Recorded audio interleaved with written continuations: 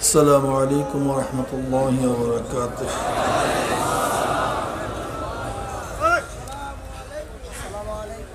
وعليكم السلام.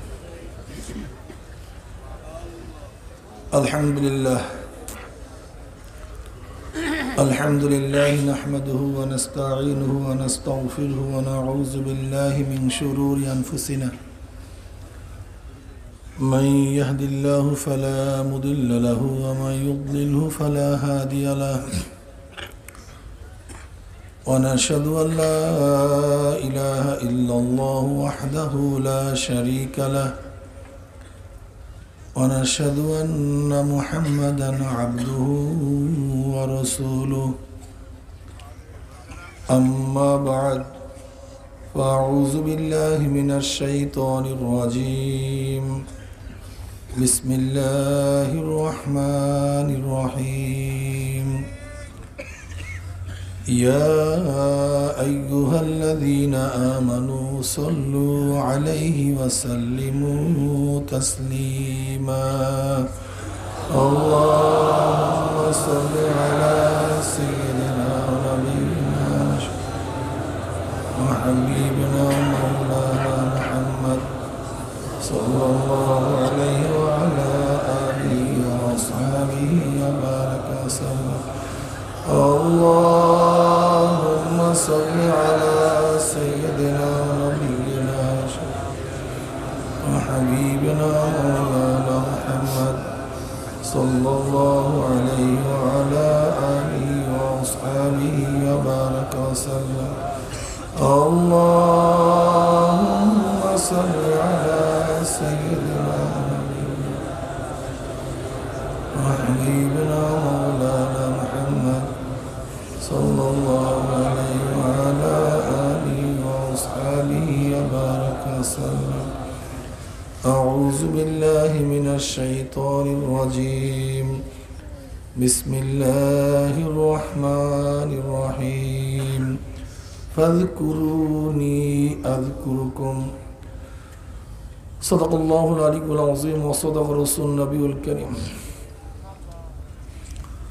আল্লাহ পাকের বান্দা জনাব মুহাম্মদ রাসূলুল্লাহ সাল্লাল্লাহু আলাইহি ওয়াসাল্লাম উম্মতগণ, আল্লাহ পাক রব্বুল আলামিন আপনাকে আমাকে এই পর্যন্ত হায়াতে রেখে দামি এক মাজলিসে আসার বসার বলা শোনার তৌফিক আল্লাহ পাক দান করছেন। শুকরিয়াতান সবাই বলে আলহামদুলিল্লাহ। এই মাজলিস অনেক গুরুত্বপূর্ণ, অনেক দামি।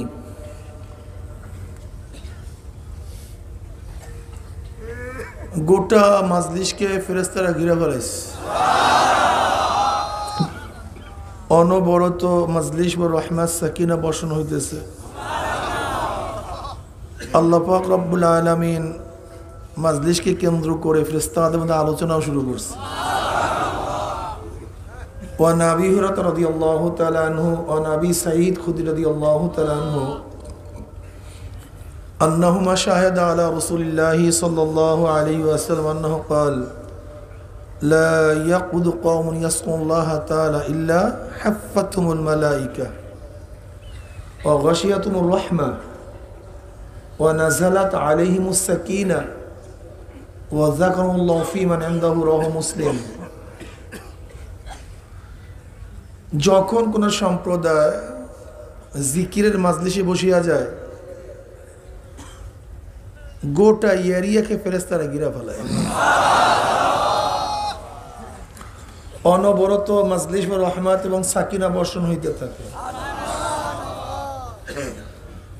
আল্লাহ পাক রব্বুল আলামিন জাকিরিনদেরকে নিয়ে ফেরেশতাদের মধ্যে আলোচনা শুরু করেন। এত দামি এক মাজলিস যা চিন্তাও করা যায় না। নবী আলাইহিস সালাতু ওয়াস সালাম এক হাদিসের মধ্যে ফরমান,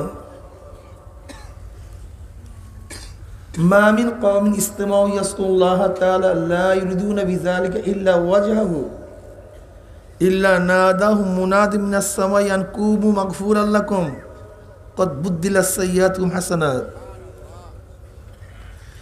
যখন আল্লাহ পাকের বান্দা একমাত্র আল্লাহকে রাজি খুশির উদ্দেশ্যে জিকিরের মাজলিসে বসিয়া যায়, অন্য কোনো উদ্দেশ্য থাকে না,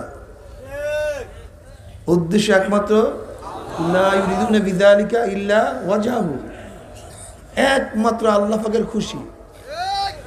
মানুষ আমাকে দরবেশ বলবে, মানুষ আমাকে কামেল বলবে, মানুষ আমাকে বুজুর্গ বলবে, আমাকে হাদিয়া তোহফা দিবে, সম্মান ইজ্জাত করবে, না, দুনিয়াবি কোনো উদ্দেশ্যে সে বসে নেই, একমাত্র আল্লাহকে রাজি খুশি করার উদ্দেশ্যে বসছে। দেখেন কিয়ামতের ময়দানে আল্লাহ পাক রব্বুল আলামিন অনেক হাজীকে প্রশ্ন করবে, হাজী আমার কাছে কি নিয়ে আসছো? বলবে, আল্লাহ আমি রিক্সাওয়ালা ছিলাম, ঠেলাওয়ালা ছিলাম, 1 টাকা আটা না জোগাতে জোগাতে আমি তোমার বাইতুল্লাহ জিয়ারত করার জন্য আসছি। কত সাধনা করছি, কত চেষ্টা করছি, না খেয়ে টাকা জমাইছি, হজ করছি, তোমাকে রাজি খুশি করার উদ্দেশ্যে। আল্লাহ পাক বলবে, তোর বাহ্যিক অঙ্গ প্রত্যঙ্গ তো সবাই দেখছে, কিন্তু ভিতরের কলবটা কেউ দেখে না, ওইটা দেখছি আমি। ওখানে কার কোনো শেরকাত নেই, কার কোনো শেরকাত নাই, তোর কলবের খবর আমি রাখি।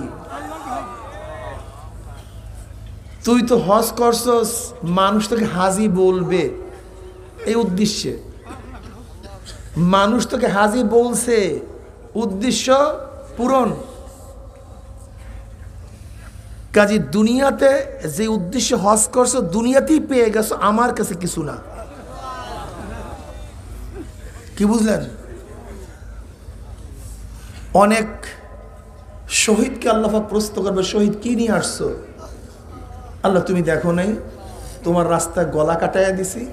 বলে আমি দেখছি না, কোনো কিছু তো গোপন না, সবই তো দেখছি।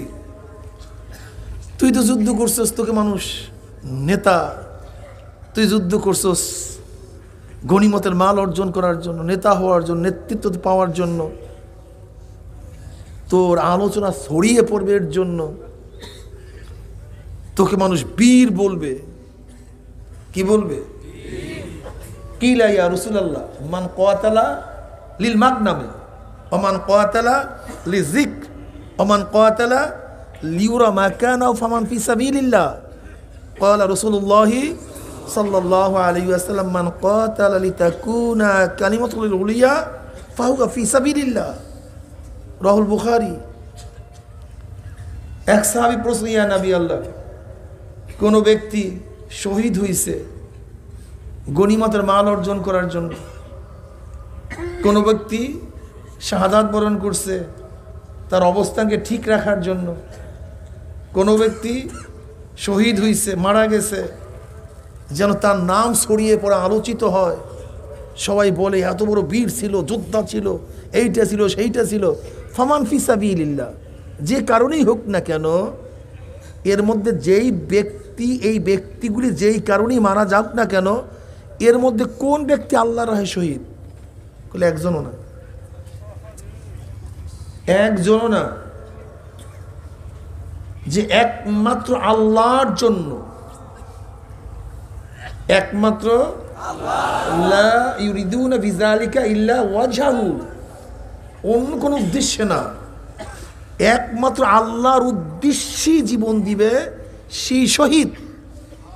এছাড়া যুদ্ধের ময়দানে গলা কাটাইল, নিয়াতের মধ্যে গড়বড় থাকলে সে শহীদ হবে না। কিসের মধ্যে? কলবের মধ্যে গলতি থাকলে।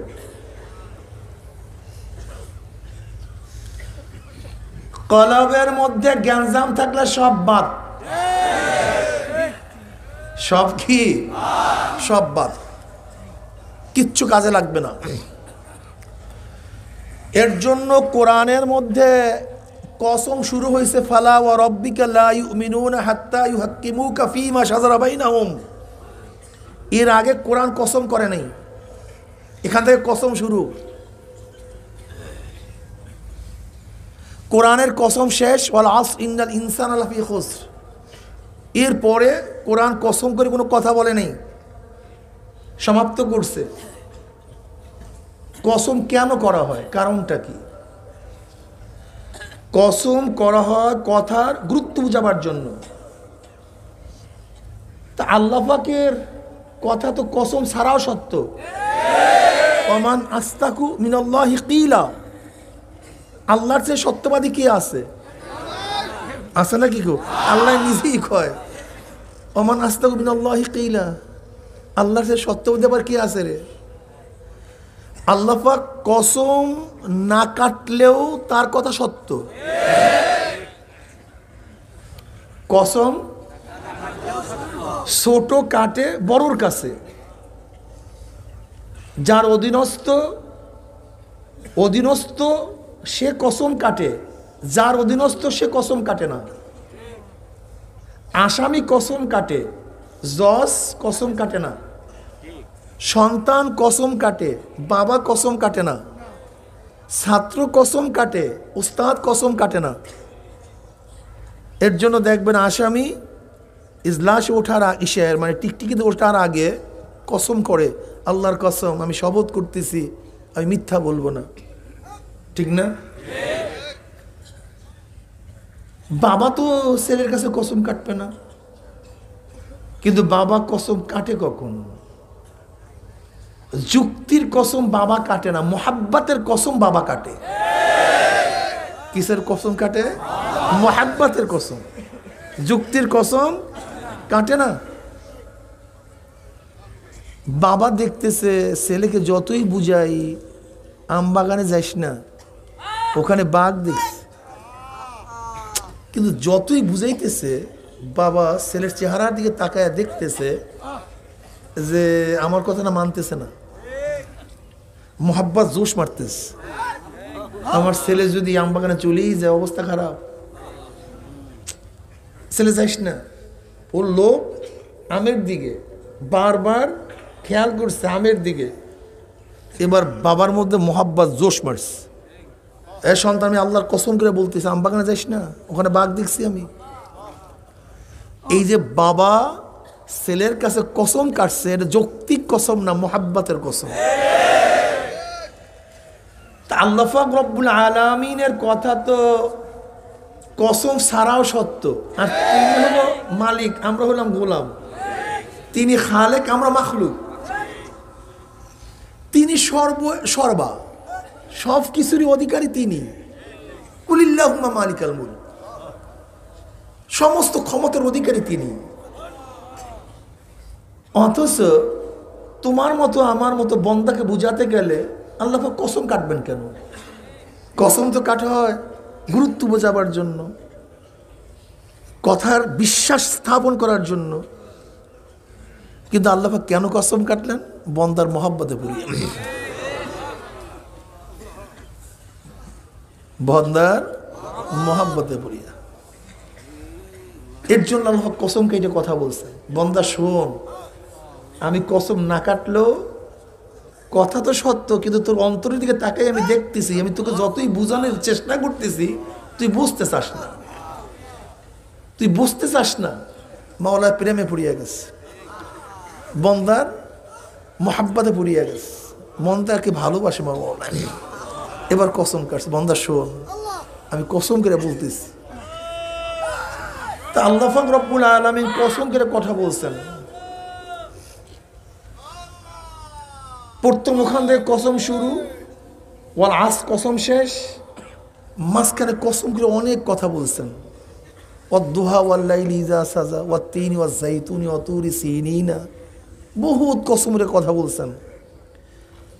এর মধ্যে সবচেয়ে বেশি কসম কাটছেন কখন? তাজকিয়া নফসের বয়ান করার আগে। কিসের বয়ান করার আগে?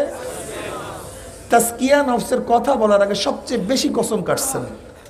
অশ-শামসি ওয়া-দুহাহা ওয়াল-কমারি ইযা তালাহা ওয়ান-নাহারি ইযা জাল্লাহা ওয়াল-লাইলি ইযা ইয়াগশাহা ওয়াস-সামাই ওয়া মা বানাহা ওয়াল আরদি ওয়া মা তাহাহা ওয়া নাফসিন ওয়া মা সাওয়াহা ফাআলহামাহা ফুজুরাহা ওয়া তাকওয়াহা কদ আফলাহা মান যাক্কাহা ওয়া কদ খাবা মান দাসসাহা।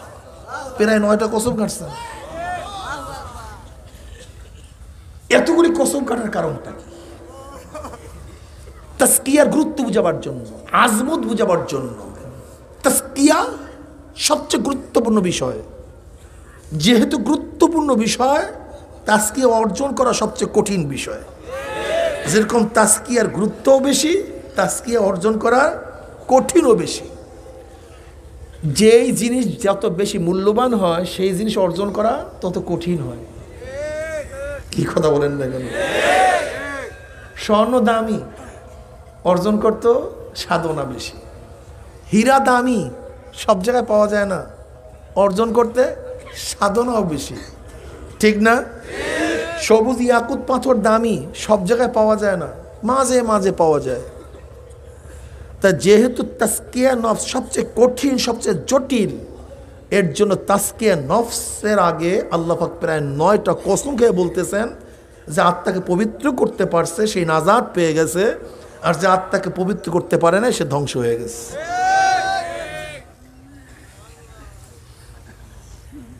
খুব কঠিন মাসালা। এর জন্যই তাসকিয়া নফস সবচেয়ে কঠিন এবং সবচেয়ে জটিল এবং সবচেয়ে দামি। কি কথা ঠিক না? যে আত্মাকে পবিত্র করতে পারছে সে নাজাত পেয়ে গেছে, যে আত্মাকে পবিত্র করতে পারে নাই সে ধ্বংস হয়ে গেছে। এর জন্যই নবী আলী সাল্লাল্লাহু আলাইহি ওয়াসাল্লাম কি বললেন? রাজা'না মিনাল জিহাদিল আসগর ইলা জিহাদিল আকবর। আমি ছোট্ট যুদ্ধ থেকে বড় যুদ্ধের দিকে রওনা করলাম। তাসকিয়া নফস, আত্মাকে পবিত্র করা, শুদ্ধ করা, পরিষ্কার করা। কিসের থেকে? অপরিষ্কার থেকে। অপরিষ্কার কি? কেবের, রিয়া, হেরস, হুব্বেজা, হব্বেমাল, এগুলি হলো অপবিত্র, কালি, ময়লা। কি কথা ঠিক না? এগুলিকে ধুইয়া মুইসা সেখানে একেবারে পবিত্রতা নিয়ে আসতে হবে। ইখলাসের সাথে ইবাদত করতে হবে। কিসের সাথে? ওমা উমিরু ইল্লা লিয়াবুদুল্লাহ মুখলিসিনা লাহুদ্দিন। ওমা উমিরু, আমি তোমাদের কোনো আদেশই করি নাই, কোন ইবাদতের আদেশ করিনি। ওমা উমিরু, কোনো আদেশ নেই, না নামাজ, না রোজা, না হজ, না যাকাত, না জিকির, না তেলাওয়াত, না দান, কোন ইবাদতের প্রয়োজন নেই। হ্যাঁ, নামাজ পড়বা ইখলাসের সাথে পড়তে হবে, রোজা রাখবা ইখলাসের সাথে রাখতে হবে, জিকির করবা ইখলাসের সাথে করতে হবে, বয়ান করবা ইখলাসের সাথে করতে হবে, তেলাওয়াত করবা ইখলাসের সাথে করতে হবে, দান করবা ইখলাসের সাথে করতে হবে, জিহাদ করবা ইখলাসের সাথে করতে হবে, হজ করবা ইখলাসের সাথে করতে হবে, আলেম হবা ইখলাসের সাথে হতে হবে। ইখলাসবিহীন নামাজ কোনো গুরুত্ব নেই। রোজা ইখলাসের সাথে কোনো দাম নাই, বসান না কেন? ইখলাসের সাথে রোজা দামি। কি কথা ঠিক না? আর ইখলাসবিহীন যত পাহাড় পরিমাণে ইবাদত হোক কোনো কাজে লাগবে না। আমি কথাটা বুঝাতে পারছি? এর জন্য তাসকিয়া নফস, তাসকিয়া নফস, আত্মাকে পবিত্র করা।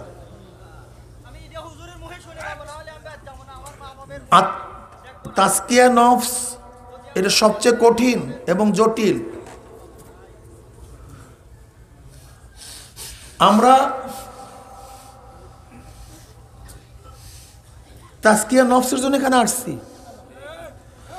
তাসকিয়া নফসের বিভিন্ন পদ্ধতি প্রক্রিয়া আছে কি নেই? শোনেন, তরিকা শব্দের অর্থ কি? রাস্তা, পন্থা, পদ্ধতি। চিশতিয়া তরিকা চিশতিয়া তরিকা, চিশতি পদ্ধতি, সাবরিয়া তরিকা, সাবরিয়া পদ্ধতি। বলতে পারেন হুজুর শরিয়াত তো এক, ইসলাম এক, কোরআন এক, আল্লাহ এক, এত পদ্ধতি পাইলেন কই? কি কথা বলেন না কেন? আপনারা তো ঝামেলা সৃষ্টি করছেন, কথা বলেন না কেন? তাহলে আমরা কি বলবো? কি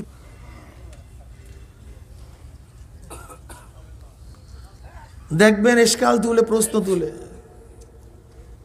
জি এরাই সব ফিতনার মূল। কি জি এত তরিকা করছে, অথচ কোরআন এক, আল্লাহ এক, রসুল এক, আর এরা এত তরিকা বানায় দিছে, এত মাযহাব বানায় দিছে। খুব সহজ, আর গিলা ফেলাইস। যদি প্রশ্ন করে ভাই বুখারীর হাদিস, মুসলিমের হাদিস, তিরমিজির হাদিস, নাসাইর হাদিস, হাদিস এক, এত হাদিসের কিতাব হবে কেন? কি কথা বলেন না কেন? এটা তো শিরক করে ফেলেছে মারাত্মক। বউয়ে হাদিস কোথার? কলে বুখারীর হাদিস। নাউজুবিল্লাহ, হাদিস তো নবীর হাদিস, বুখারীর হাদিস তো কোথা থেকে? কলে হাদিস কোথা? কলে মুসলিমের। আস্তাগফিরুল্লাহ, হাদিস তো নবী, তা মুসলিমের হাদিস আসলো কোথার থেকে? দেখছেন, যখন মুসলিমের হাদিস বলি, বুখারীর হাদিস বলি, তখন ইশকাল নেই। যখন আবু হানিফার মাসলা বলি, তখন ইশকাল হবে কেন? অবস্থাটা কি? জাহেলের অবস্থাটা কি?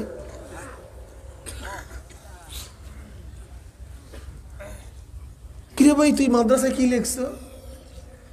বলি বৈজ্ঞানিক পদ্ধতিতে কোরআন শিক্ষা। হ্যাঁ, কি পদ্ধতি? মানে বৈজ্ঞানিক তরিকায় কোরআন শিক্ষা। তা কোরআন তো এক, নাদিয়া পদ্ধতি, নুরানি পদ্ধতি, বৈজ্ঞানিক পদ্ধতি। কি কথা বলেন না কেন? কিরাতুল কোরআন পদ্ধতি, তালিমুল কোরআন পদ্ধতি, আর কোরআন তো এক, এত পদ্ধতি কেন? আজ পর্যন্ত কোনদের প্রশ্ন শুনছেন যে নুরানি পদ্ধতির আপত্তি আসছে, নাদিয়া পদ্ধতির আপত্তি আসছে? কোরআন কার? দোকানে গিয়ে কি বলেন ভাই একটা নুরানি কোরআন শরীফ দেন, আগে না হয় কেন? না বুঝে খেলে না হয় না, কি গিয়ে বলেন কি ভাই নুরানি কোরআন শরীফ দেন, ভাই একটা হেফজ কোরআন শরীফ দেন, ভাই কলিকাতার সাফার কোরআন শরীফ দেন। এত কোরআন বানাইলেন কই? মানে উদ্দেশ্য তো কোরআন শিক্ষা, তরিকা তো উদ্দেশ্য না। এক একজন গবেষক গবেষণা করে উদ্দেশ্য হলো তার কোরআন সহি করা। কেউ ভাবছে এই পদ্ধতিতে যদি সহি করা যায় ও ব্যক্তি তাড়াতাড়ি সহি করতে পারবে। কেউ মনে করছে এই পদ্ধতিতে যদি কাজ করা যায় কোরআন জলদি জলদি শিখতে পারবে। যদি এই এই এই এই এই এই পদ্ধতিতে কোরআন শিক্ষা দিলে আপত্তি না হয়, তো এই পদ্ধতি তাসকিয়া নফস করলে আপত্তি হবে কেন? তখন তোমার এত প্রশ্ন কেন? তোমার তাল্লা গরম কেন? কারণটা কি বাবা বলো? হ্যাঁ, যদি নবীর হাদিস হয় সেখানে বুখারীর হাদিসকে তুমি আসাহুল হাদিস বাদা কিতাবিল্লাহি বলবা, মুসলিমের হাদিস অনেক সহি, এই হাদিসের তরতিব এত সুন্দর, তখন তরতিব অনুযায়ী তুমি কোনো ইমামদের ইশকাল তুললা না, সনদের ব্যাপারে কোনো ইমামদের ইশকাল তুললা না, তার পদ্ধতির ব্যাপারে কোনো মুহাদ্দিস এইভাবে কিতাব শুরু করছে, কেউ এইভাবে শুরু করছে, কেউ এইভাবে শুরু করছে, কেউ এইভাবে তারতিব দিছে। কি কথা ঠিক না? কেউ কোনো ইশকাল তুললা না, কেউ তাফসীর এইভাবে লিখছে, কেউ এইভাবে লিখছে। কিন্তু যখনই তাসকিয়া নফসের কথা বলি, এই পদ্ধতিতে তাসকিয়া নফস করতে হবে, তখন ইশকাল তুলছে যে এত পদ্ধতি পাইলেন কই? আপনারা তো ইসলামকে ধ্বংস করছেন। বাস লাগাই দিছে।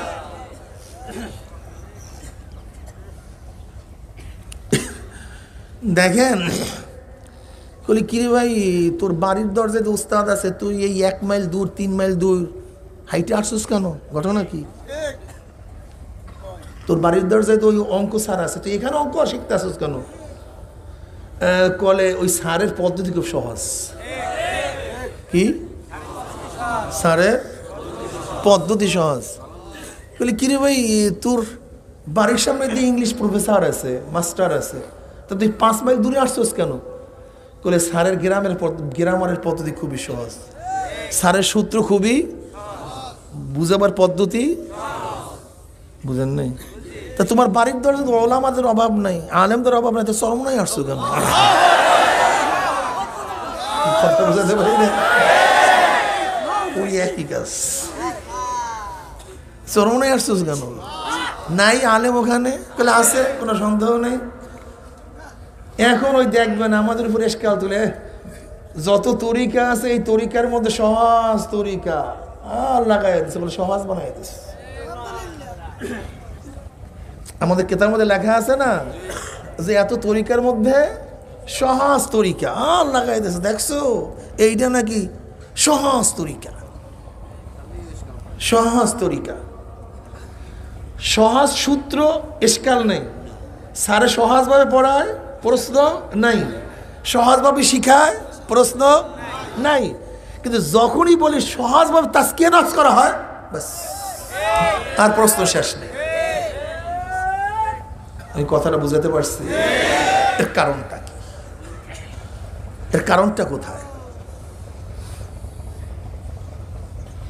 নবী আলাইহিস সালাতু ওয়াস সালাম বসা, আবু জাহেল আসছে, আমার নবীকে দেখার সাথে সাথে বলতেছে, আবু জাহেল তোমার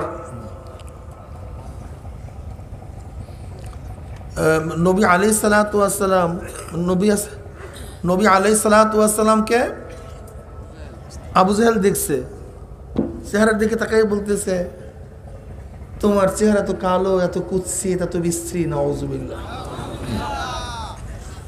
এই কথা বলে আবু জাহেল চলে গেছে। কিছুক্ষণ পরে আবু বকর সিদ্দিক রাদিয়াল্লাহু তাআলা নবী এক জায়গায় আয়েশা বলছে, ইয়া নবী আল্লাহ, আপনার চেহারা এত সুন্দর, এত উজ্জ্বল, এত আকর্ষণীয়। কাল তুমি ঠিকই বলছো। আবু জাহেল যখন বলছে সে বলছে ঠিকই বলছে, আর আবু বকর যখন বলছে বলছে কি ঠিকই বলছে। এখন উপস্থিত সাহাবীরা বলছে, ইয়া নবী আল্লাহ, এটা কেমন কথা হলো? ওর কথাই বলছেন ঠিকই বলছো, এর কথা বলছেন ঠিকই বলছো, কারণটা কি? বলে দেখো, মানুষের কলবের ছায়া চোখের মধ্যে পড়ে। হ্যাঁ, যার চশমার যেই রং সে সেই রং দেখে, যার চশমার যেই রং সেই রং দেখে। আবু জাহেলের কলবটা কালো, কুৎসিত, বিশ্রী, ওই ছায়া পড়ছে চোখের মধ্যে, এর জন্য আমাকে সেই রং দেখছে। আর আবু বকরের কলব স্বচ্ছ, পরিষ্কার,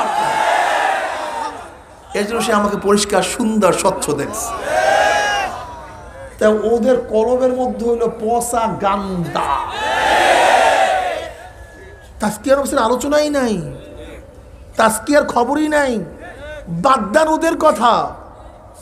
বর্তমান কওমিয়া মাদ্রাসার ছেলে, কওমি মাদ্রাসার আলেম, তাদের অবস্থা দেখলে পাগল হয়ে যাবেন। যদি আপনি দেখবেন কোন কওমিয়া মাদ্রাসায় গিয়া, কোন কওমি মাদ্রাসা, অনেক সব কথা বলতেছে, সবসময় মনে রাখবেন আমি কিছু কিছুর কথা বলতে চাই, কোনো সময় সব উদ্দেশ্য না, এটা সবসময় মনে রাখবেন। কিছু কিছু মাদ্রাসায় গিয়া আপনি যদি একটু কান্নাকাটি করেন নামাজের মধ্যে, দেখবেন সব পোলাপানে এরকম তাকাই থাকবে যে এবার আজিব সিস কোথার থেকে দুনিয়াতে আসছে, এ তো এই জগতের লোক না, এ তুই জগতের লোক না, এই জগতের লোক আসতো কোথার থেকে? দেখবেন সব উস্তাদ সব ভিড় করে আপনার দিকে তাকায় থাকবে, এ তো ভিন্ন জগতের এক লোক, ভিন্ন জগতের লোক, কওমিয়ান। অথচ সাহাবায়ে কেরাম রিদওয়ানুল্লাহি তাআলা আলাইহিম আজমাইনদের ঘটনা কালকে বলছে। উমর ইবনে খাত্তাব রাদিয়াল্লাহু তাআলা সামনের কাতারে কান্নাকাটি করতেন, তার কান্নার আওয়াজ পিছনের কাতার থেকে শোনা পাওয়া যেত, পিছনের কাতার থেকে, পিছনের কাতার থেকে। আরে ভাই, আলিয়া কলেজ টলেজ বাদ, এখন বর্তমান যুগে সবচেয়ে হকপন্থী আমাদের প্রতিষ্ঠান, আমি সেই কথা বলতেছি, সেখানে গিয়া যদি আপনি নামাজের মধ্যে কান্নাকাটি করেন, দেখবেন তারা ভিন্ন জগতের লোক হিসেবে আপনার দিকে সবাই তাকায় থাকবে, যে জগতের লোক না।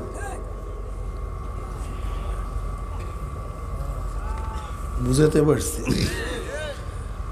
অসত রশিদ আহমদ গঙ্গি রহমত হালাত কি, কাসেম নাজুর রহমতুল্লাহ হালাত কি, তাদের অবস্থানটা কি চিন্তাও করা যায় না।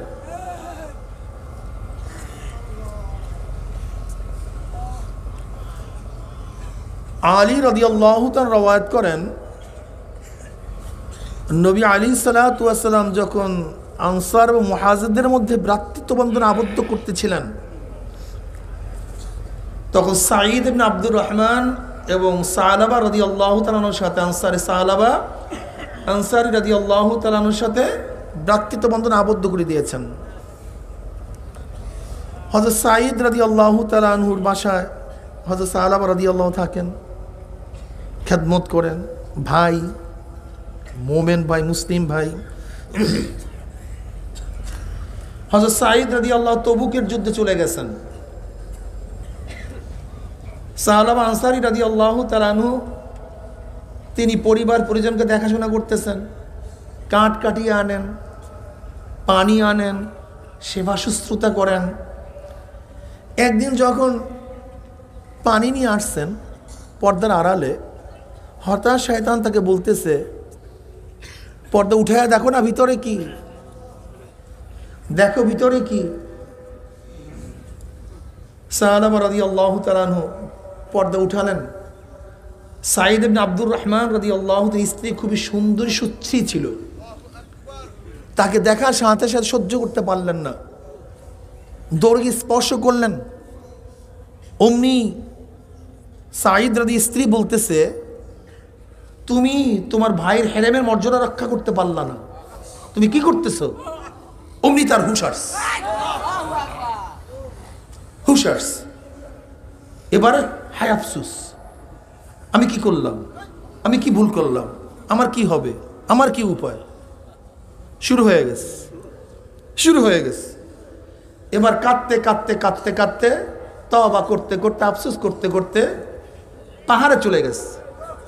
সেখানে বসে শুধু কান্নাকাটি করতে, হায় আফসোস, আমার কি হবে, আমি কি করলাম, আমার উপায় কি, আল্লাহ আমাকে মাফ করবে কি না, আমার কিয়ামতে কি উপায় হবে, পুলসিরাতে কি উপায় হবে, শুধু আফসোস করতেছে, কাঁদতেছে। যখন তবুকের যুদ্ধ থেকে সবাই ফিরে আসছে, সবার সাথে সাক্ষাৎ করার জন্য আসে, কিন্তু সাঈদ রাদিয়াল্লাহু তাআলার ভাই তো আসে না।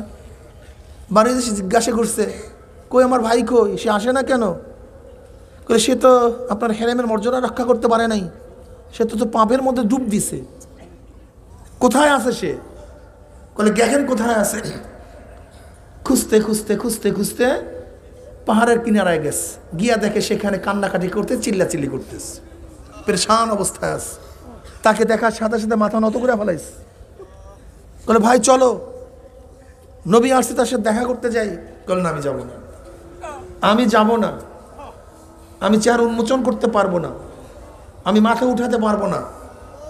না, তোমাকে যেতেই হবে। বলে, হ্যাঁ, আমি যাইতে পারি, যদি কয়েদির মতো আমাকে হাতে পার মধ্যে শিকার লাগাই নিতে পারো, তাহলে আমি যাইতে পারি। তাই করা হইল, হাত পার মধ্যে শিকার লাগাইয়া নিয়ে আসছে। তার একটা মেয়ে ছিল খানসা এসে বলতে, চলেন আমরা ওমরের কাছে যাই, দেখি সে আপনার তওবা কবুল করে কি করে না। ওমর ইবনে খাত্তাব রাদিয়াল্লাহু তাআলার কাছে গেছে।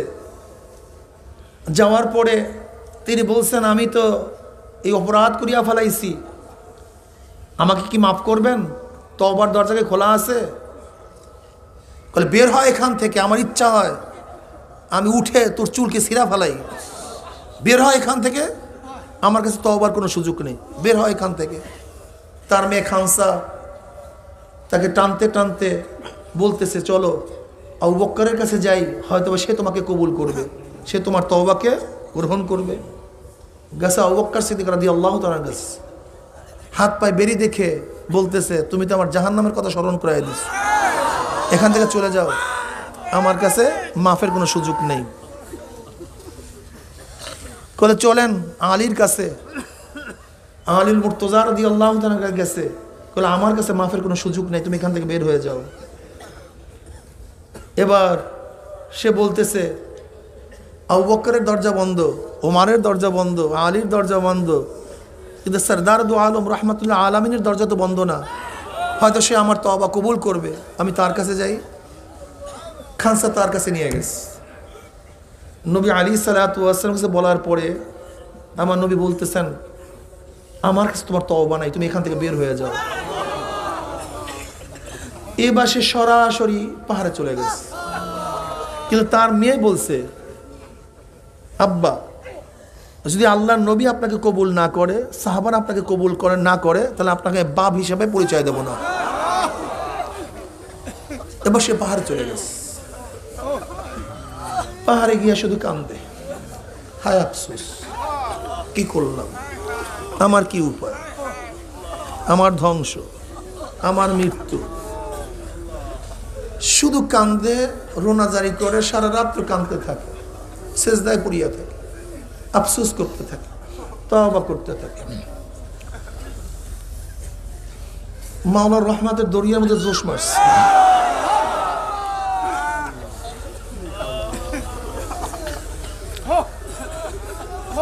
রহমানের দরিয়ার মধ্যে রহমতের জোশ মারছে।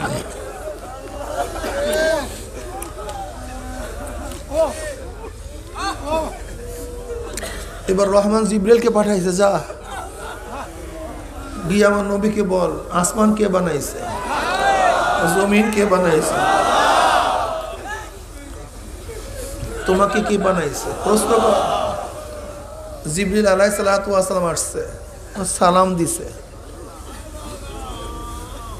বলছি ইয়া নবী আল্লাহ, আল্লাহ পাক প্রশ্ন করছে আসমান কে বানাইছে, আপনি না আল্লাহ? বলে আমি কেন, আল্লাহ? বলে জমিন কে বানাইছে, আপনি না আমার মাওলা? সবই তোমার মাওলাই সৃষ্টি করছে।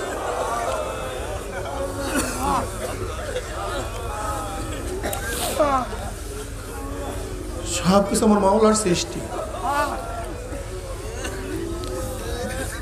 এবার জিবরিল আলাইহিস সালাতু ওয়াস বললেন, ওই মাওলা ওই ব্যক্তিকে ক্ষমা করে দিস।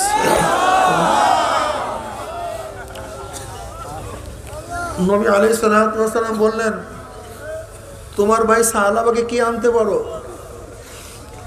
হযরত আবু বকর ওমর রাদিয়াল্লাহু দাঁড়ায় গেছে, বলে আমরা আনবো। হযরত সালমান ফারসি রাদিয়াল্লাহু তাআলা আলীল মুর্তজা রাদিয়াল্লাহু দাঁড়ায় গেছে, আমরা আনবো। নবী আলাইহিস সালাতু ওয়াস সালাম আবু বকর এবং ওমরকে ইজাজত দিলেন না, সালমান ফারসি রাদিয়াল্লাহু তাআলা এবং আলী রাদিয়াল্লাহু ইজাজত দিলেন, তোমরা তোমার ভাইকে খোঁজ করে নিয়ে আসো এবং এই সুসংবাদ জানায়া দাও। সালমান ফারসি রাদিয়াল্লাহু তাআলা আনহু আলী রাদিয়াল্লাহু তাআলা খোঁজে বের হইছে। খুঁজতে খুঁজতে এক রাখালের সাথে দেখা। তারা প্রশ্ন করছে, ভাই আল্লাহর নবীর কোন সাহাবী কি দেখছো? বলে জাহান্নাম থেকে যে ভেগে আসছে এরকম কোন ব্যক্তিকে তালাশ করতে আসছেন নাকি? বলে হ্যাঁ।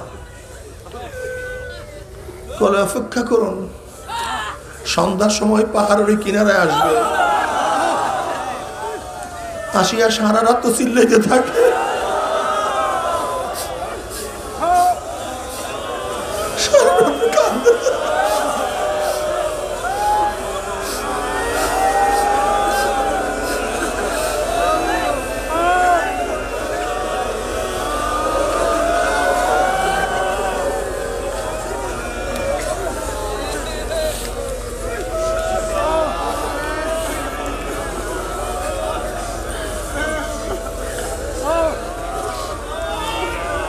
তার অপেক্ষা করতেছিল, যখনই সন্ধ্যা মিশে আসছে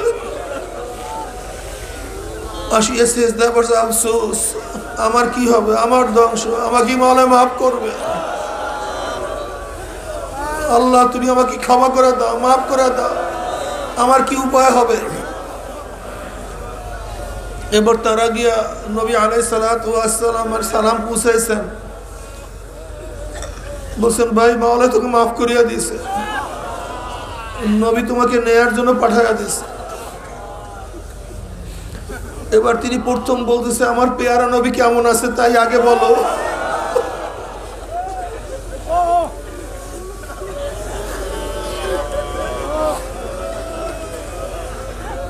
আর তুমি আমি কি করতাম, তুমি আমি কি করতাম? আরে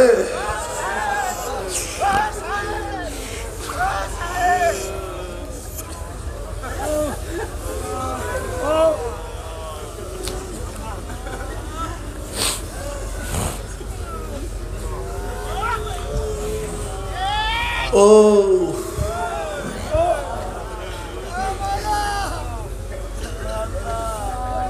তারা যখন তাকে নিয়ে আসছে,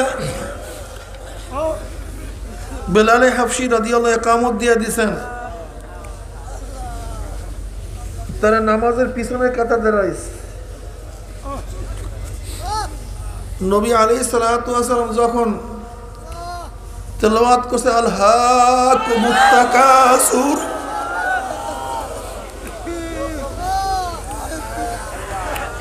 একটা চিল্লান দিস, প্রাচুর্য সব ধ্বংসর মূল।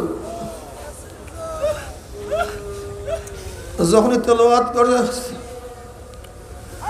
হাত্তা যুরতুল মাকাবির, এই আয়াত তেলাওয়াত করার সাথে সাথে চিল্লান দিয়ে বেহুশ হইয়া দুনিয়ার থেকে বিদায় হয়ে গেছে।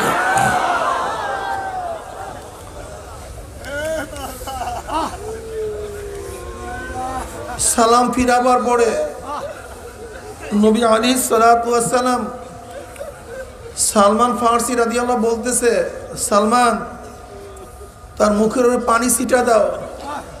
কলিয়া নবী আল্লাহ সাথে দুনিয়ার থেকে বিদায় হয়ে গেছে, দুনিয়াতে নাই। এর মধ্যে তার মেয়ে খানসা আসছে, কলিয়া নবী আল্লাহ আমার বাবা কই? বলে খানসাকে ভিতরে নিয়ে যাও। গিয়া দেখে চাদর মুড়ানো, পাশে বলছে বাবা তোমার পরে আমার আর কেউ বাকি নাই, একা হয়ে গেল, আর কেউ বাকি নেই।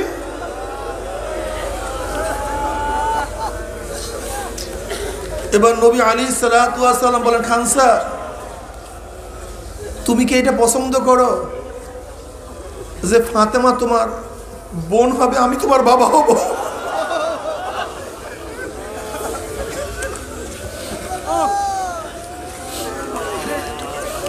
এতে তুমি রাজি? নবী রাজি আছে।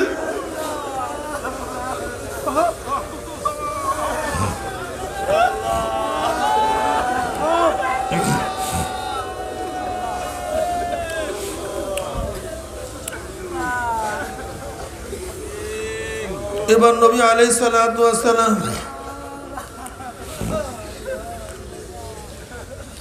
তার জানাজার তার লাশের পিছনে পিছনে কাফিনের পিছনে হাঁটতেছেন, বৃদ্ধাঙ্গুলের ভর দিয়ে এরকম হাঁটতেছেন। ওমর ইবনে খাত্তাব রাদিয়াল্লাহু বলছেন, ইয়া নবী আল্লাহ আপনি এইভাবে কেন হাঁটতেছেন, এইভাবে কেন হাঁটছেন? বলে সাহাবা আনসারীর জানাজায় এত পরিমাণে ফেরেশতা উপস্থিত হয়েছে,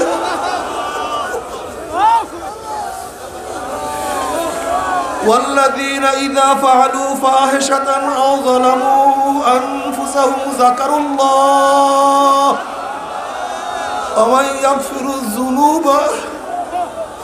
يغفر الذنوب إلا الله।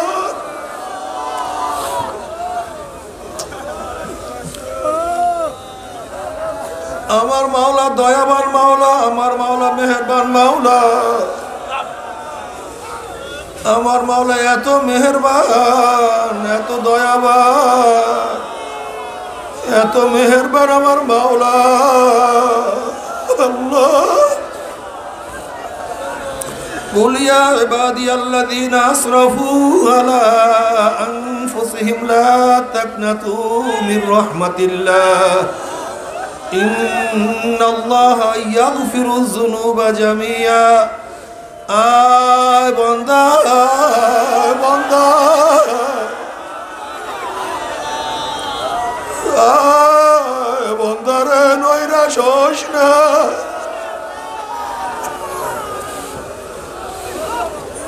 বাবার সাথে সন্তান বারবার অন্যায় করলে বাবা তেজ্য পুত্র করিয়া দেয়।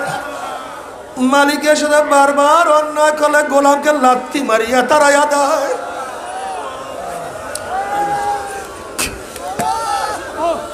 স্বামী শুধু বারবার স্ত্রী অন্যায় করলে তালাক দিয়া দেয়। বন্ধুর সাথে বন্ধু বারবার অন্যায় করলে সম্পর্ক শেষ করিয়া দেয়।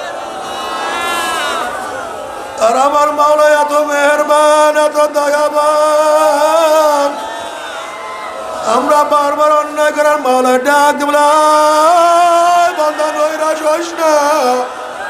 বান্দা রে, আল্লাহ, আল্লাহ রে, বাবারে যারা চোর মনে আসছো, তওবা করার মতো তওবা করো। আর মনে বলো মাওলা রে, গুনাহ খাতা মাফ না করাইয়া বিদায় দিও না। আল্লাহ, আল্লাহ আমাদের সবাইকে মাফ করিয়া দাও, সবাইকে ক্ষমা করিয়া দাও।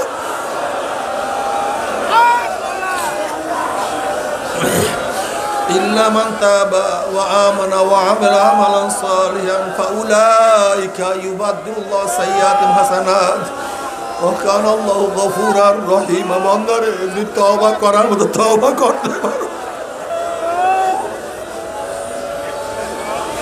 তবে আমরা সবাই গুনাহগার। গুনাহ করতে করতে জীবন ধ্বংস করিয়া ভালো হয়েছে। গুনার কোনো শেষ নাই, কোনো সীমা নাই।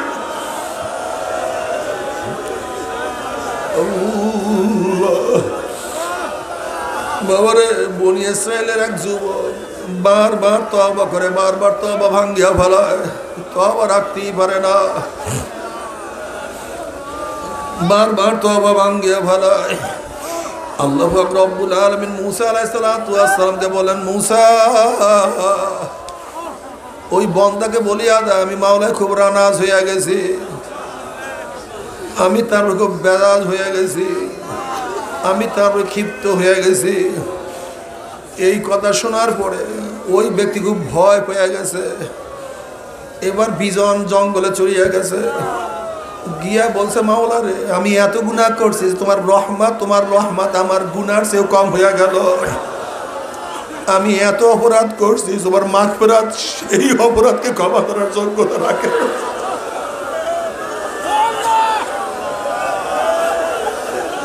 তোমার রহমতের দরিয়া কি শুকাইয়া গেছে? তোমার মাগফিরাতের ভান্ডার কি বন্ধ হয়ে গেছে? আমার গুনাহ তোমার চেয়ে বড় হয়ে গেছে আল্লাহ। আমি যত গুনাহ করে আমি বিশ্বাস করি তোমার মাগফিরাত তার চেয়ে অনেক বেশি। আমি যত অন্যায় করে আমি বিশ্বাস করি তোমার রহমত তার চেয়ে অনেক বেশি। আমি ছোট, তুমি বড়, আমি মাখলুক, তুমি খালেক, আমি তোমার গোলাম, তুমি আমার মালিক আল্লাহ। তুমি মাফ না করলে আমার কি উপায় হবে আল্লাহ, তুমি আমাকে মাফ করিয়া দাও। অমনি আমার মাওলা পাক রব্বুল আলামিন মুসাকে বলছে, মুসা রে, তুই আমার বন্দাকে সুসংবাদ দিয়া দে, ও যত গুনাহ করছে আমি মাওলা সমস্ত গুনাহ মাফ করিয়া দিছি আল্লাহ। যেহেতু আমার সিফাতের উপরে